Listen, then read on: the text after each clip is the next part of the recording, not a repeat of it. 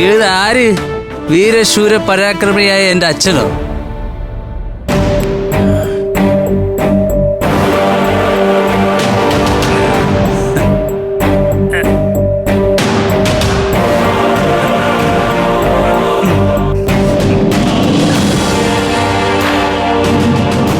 എന്റെ അച്ഛൻ നാട്ടിലെ വലിയ പുലിയ, പക്ഷേ വീട്ടിലെത്തിയ എലിയ, വെറും ചുണ്ടലി. കണ്ടില്ലേ അമ്മയെ പേടിച്ച് സെറ്റിയിൽ വന്ന് കിടക്കുന്നത്? നാണമുണ്ടോ മനുഷ്യ നിങ്ങൾക്ക്? ഞാനൊരു കാര്യം ചോദിച്ചാൽ അച്ഛൻ സത്യം പറയൂ? സത്യത്തി അച്ഛൻ ഒരാണാണോ? നീ നന്നായിട്ട് മിനുങ്ങിയിട്ടുണ്ടല്ലോ. വിഷയത്തിലേക്ക് വാ മോനെ. ഞാൻ ചോദിച്ചതിന് അച്ഛൻ ഉത്തരം പറ.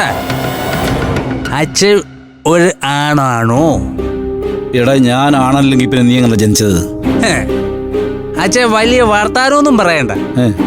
ഭാര്യയെ ചൊൽപ്പിടിക്ക് നിർത്താൻ പറ്റാത്ത ഞാൻ ആണല്ല എന്ന് കുറച്ചു ദിവസം മുമ്പ് പറഞ്ഞത് അച്ഛന്റെ ഭാര്യ, അതായത് എന്റെ അമ്മ. അവളങ്ങനെ പറഞ്ഞ?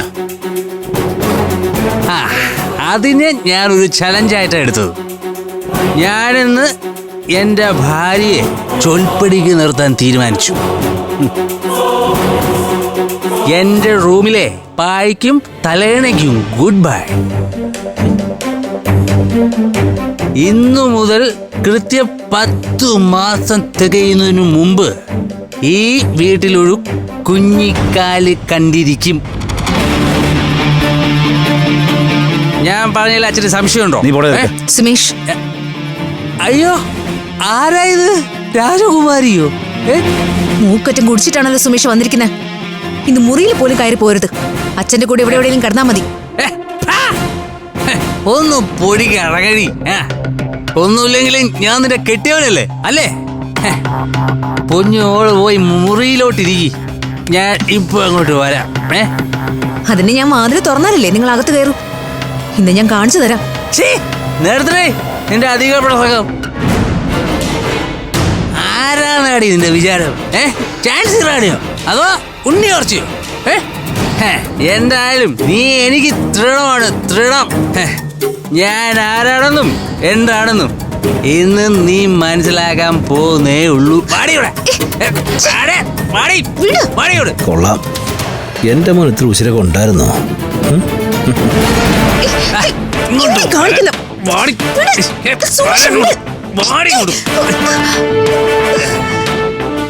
സുമേഷ്, ഈ സുമേഷ് ആൺകുട്ടിയാ.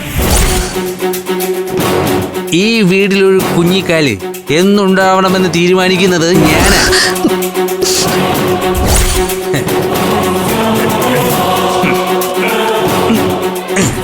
സുമേഷേ വേണ്ട, നമ്മൾ എല്ലാ കാര്യങ്ങളും നേരത്തെ തന്നെ സംസാരിച്ചുറപ്പിച്ചതാ.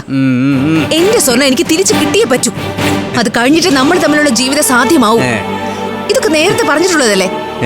നീ എങ്ങനെ പലതും പറഞ്ഞു കാണും. അതൊക്കെ ഞാൻ അന്നേരം മൂടിന് സമ്മതിച്ച് തന്നും കാണും. പക്ഷേ ഇപ്പോ എന്റെ മൂട് വേറെയാ. കിടകടിയോടെ.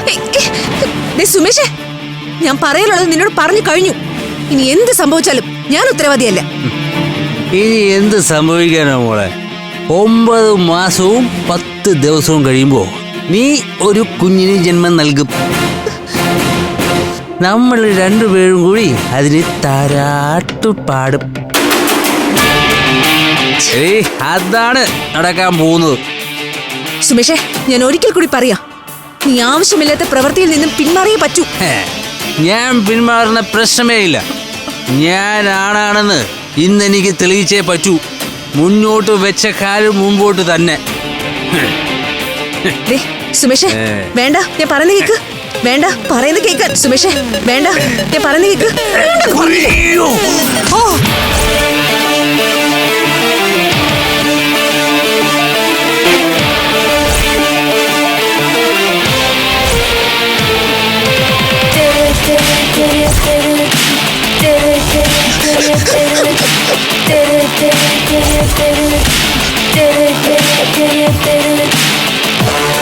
നീ ആ സിനിമ കണ്ടിട്ടുണ്ടല്ലേ?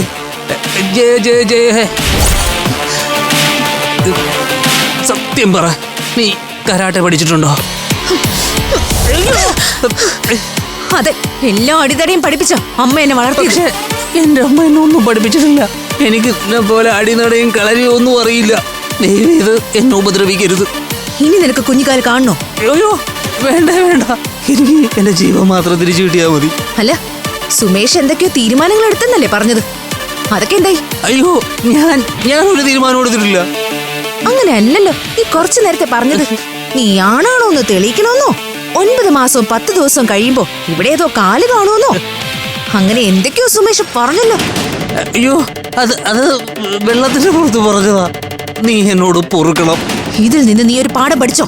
ഓ ഒന്നല്ല, അമ്മയുടെ വാക്ക് കേട്ട് ഒരു കാര്യത്തിന് ഇറങ്ങി പുറപ്പെടരുതെന്ന് 2ാം പാഠം കൂടി ഞാൻ പഠിച്ചു. ഫ്ലവേഴ്സ് ഒരുക്കുന്ന കാഴ്ച വസന്തം യൂട്യൂബിൽ പ്രേക്ഷകർക്ക് ലൈവായി കാണാം. ഫ്ലവേഴ്സ് കോമഡിയിൽ ജോയിൻ ചെയ്യൂ, ആസ്വദിക്കൂ.